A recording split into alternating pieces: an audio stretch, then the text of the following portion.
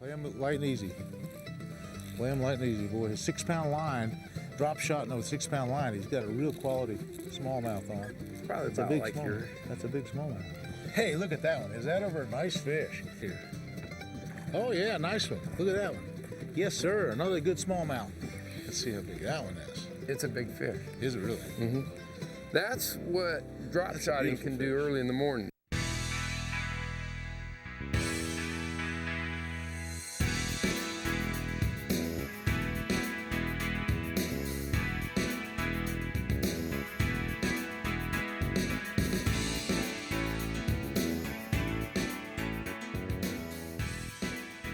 Bass Pro Shops presents Fishing with Roland Martin. Brought to you by Tracker Boats, Fish the Finest. Gary YAMAMOTO Custom Baits, designed by fishermen for fishermen. Timbuktu, Fisher's Choice, real bait ready when you are. And by Bass Pro Shops, your adventure starts here. Closed caption provided by Spro Lures. This segment of Fishing with Roland Martin is brought to you by Diamond Fishing Products. Our reputation is on the line.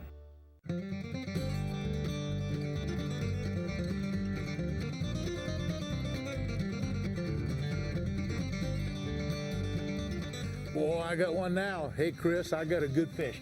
Folks, today we're smallmouth bass fishing in central Utah with my good friend Chris Bailey. Now, I got a big old smallmouth on. You got one on too? No. Hey, what you got? I got a little baby on. You got a little baby one? Yeah. Hey, I got a good one on. Folks, You got we have a big real one. nice smallmouth. Real nice. Look at this. Look at this guy. Here we go. We're on Lake Jordanell. Now, Chris, tell us about Lake Jordanell. Well, Jordanell, if you fly into Salt Lake City, Utah, and head due east, you're going to run into Park City and Hebron. Right in between the two cities is Jordanell Lake. And Jordanell is not just a great smallmouth fishery, which we're going to fish for, but it's also got great trout and it's got big largemouth in here as well. Okay, now this is a nice little couple pound smallmouth bass. We're catching them on a down shot technique. It's the middle of the summer. Actually, it's the end of August right now. Yep. And there's some beautiful, beautiful smallmouth bass coming. Hopefully we'll catch some more of that size. That's about a 2-pounder. What has he been eating? Yeah, He smells them. Yeah. Smells them to see if there's been eating crawfish. Yeah. Okay. Let's drop it back. Okay, let's show the camera real quick what a drop shot is. Well, a drop shot is basically light tackle with a little bitty light 1/0 hook. In this case, I'm using a little 3-inch grub, little small YAMAMOTO grub, and this is a chartreuse grub with a little bitty pineapple type of weight, little bitty small hook, 6-pound test line, and one of my Roland Martin drop shot rods. Okay, let's ease back. We need to get in the right depth. 20-25 feet is about the right depth. We're on major points on the lake. Yep. And we're going to catch a bunch of fish today, folks. A lot of them will be real small, but there'll be some good quality fish too. Now, how you drop shot is pretty quick. You get right over the structure that you want to do. You look at your depth finder, make sure you're in the right depth of water. We've already researched this point out. And I'll now just drop it down almost vertically. Get it all the way to the bottom and watch it. Be a line watcher. As it's going down, it might take it on the way down. Okay, and I just barely shake it along. Just barely shake it along.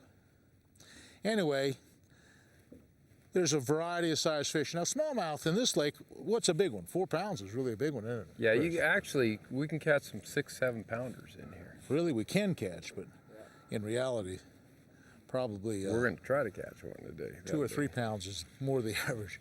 Yep. But there's a lot of little ones. Okay, that was an exciting fish. Well, folks, we're going to catch some smallmouth today here on Jordanell, central Utah. Get a strike? Yep. Fish on. Fish Oh, on. you got one? Play him light and easy. Play him light and easy, boy. His 6-pound line, drop shot with a 6-pound line. He's got a real quality smallmouth on this secondary point. Oh! I got it. Okay. I was trying to get my thought- drag right. Okay. I couldn't get my drag Couldn't right. you drag out? Well, that's a big fish. That's probably That's a about big like smallmouth. your... That's a big smallmouth. Take him easy. Oh, look at the size of him. He's gorgeous. Big, nice, beautiful smallmouth. Son, that's nice. That's what we want. You know, pound for pound, people say smallies are about as strong as you get. That's a good quality fish there, boys. You know, anything over, say, 1.5 pounds is a good smallmouth. You're talking about 2.25 pounds. That's a beautiful fish. Let me help you land it. Oh, there's a strike. That's not a bad fish. No, small, really small, really small. Well, let me help you land yours. Okay. Huh? Okay, I'll get this one out later. Okay, Chris. There we go. Nice smallmouth. Hey, look at that one. Is that ever a nice fish?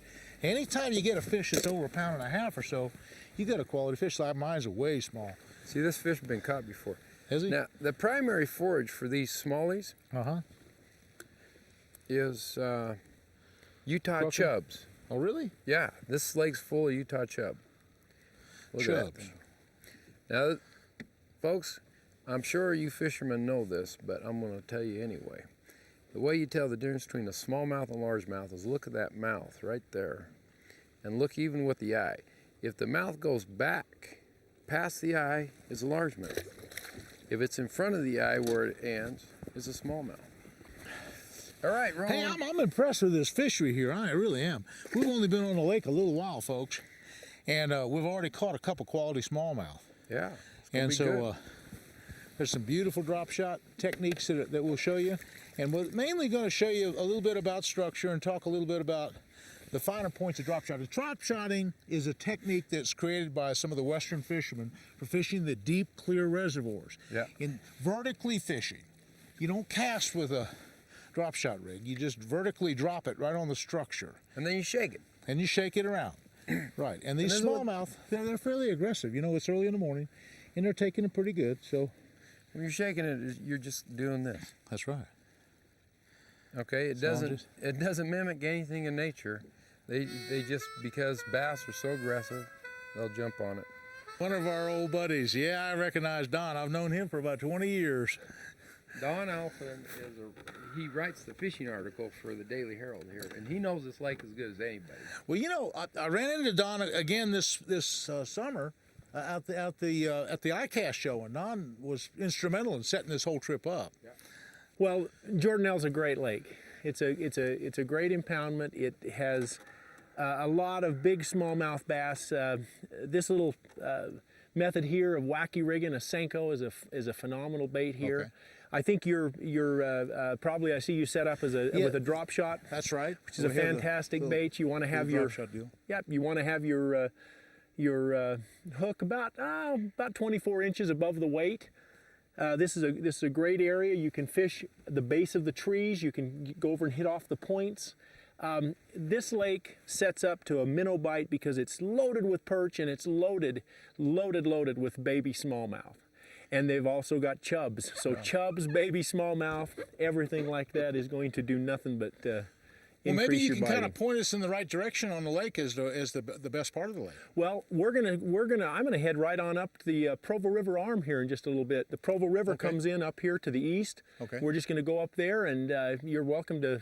Well, I'll kind of tag along and maybe figure out what some of the better points. But I think we're going to probably point fish, right? We're going to be fishing the points, and we're going to mainly fish the drop shot rig. I wanted to kind of explain to the audience just how to do that. And, Absolutely. We're pretty much doing that now. So. Well, I think that's a great idea, and yes, points and even the backs of coves work really, really well as long as you can find between 10 and 20 feet of water. Okay. This segment of Fishing with Roland Martin is brought to you by Spike It. If fish don't like it, spike it.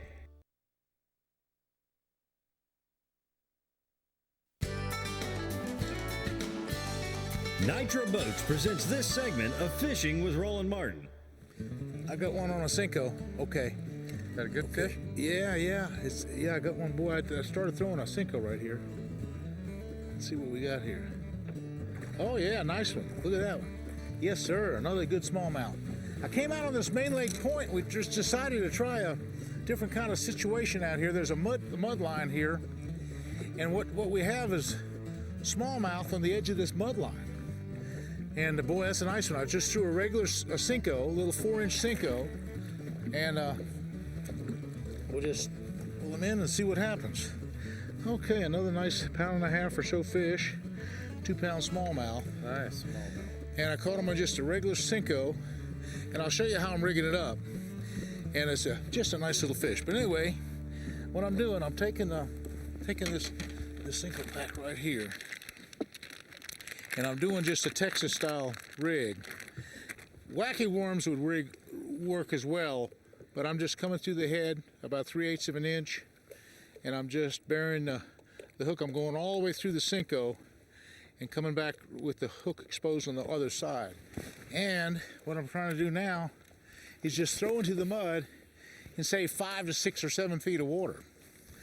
And we'll just drag that along, see what happens. There we go. Well, so far I caught the small one of the bunch, but hey, fish are fish, huh?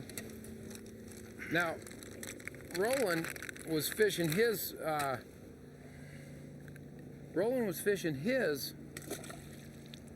where he's string along. I'm fishing what they call wacky style.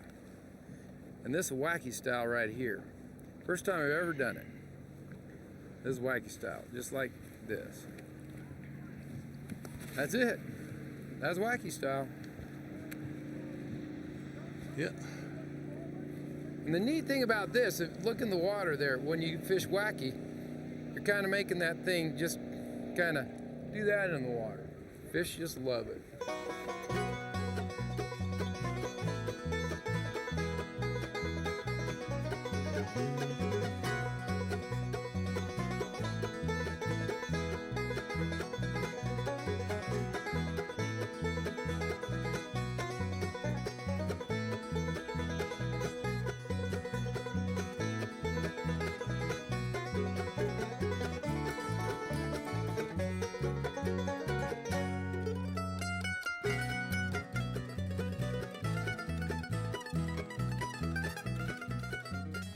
Now we pulled up on this mud line. There's a real distinctive mud line right here, and we took the wacky rig, and we rigged it up on the downshot rod, and it works good. And it's a nice little smallmouth. It's real hard to see because of this muddy water, but the fish, it's the middle of the day, and they're looking for horizontal cover. And why we chose to fish this mud line is that it's clear underneath there. You notice how this fish is boiling up the water right here? Well, it's actually clear underneath here. Yeah, as soon as we pulled through this mud zone, we welled up some clean water. So you know right underneath the top of this mud is clean water.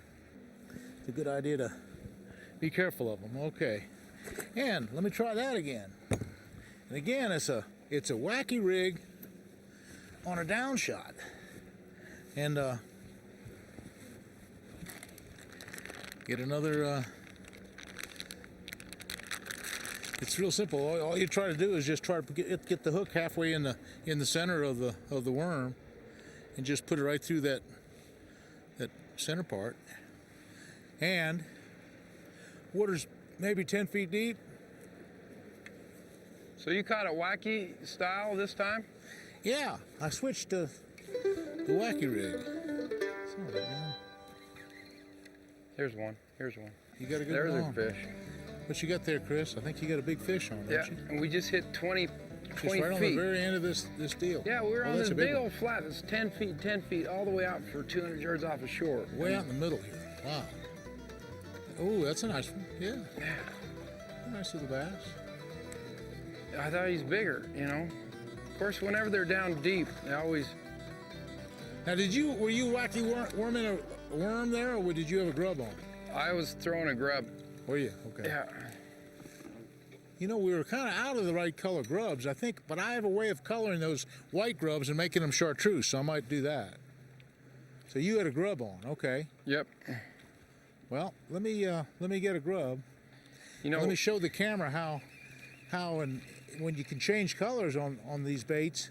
I'm gonna take my wacky worm off here in a second. Notice how this fish is not wiggling on his back. If I turn him that way, he'll go ballistic on me. I'm gonna put this on my line, and then I'm gonna color it with the chartreuse dye. I have the Spike It dye, and it's the perfect way of taking a light colored thing like that, and watch this color that I come out with. It's just as chartreuse as can be, and that's what we're looking for. A chartreuse color like that. That's a buck in front. I saw the horns before. That must be a doe.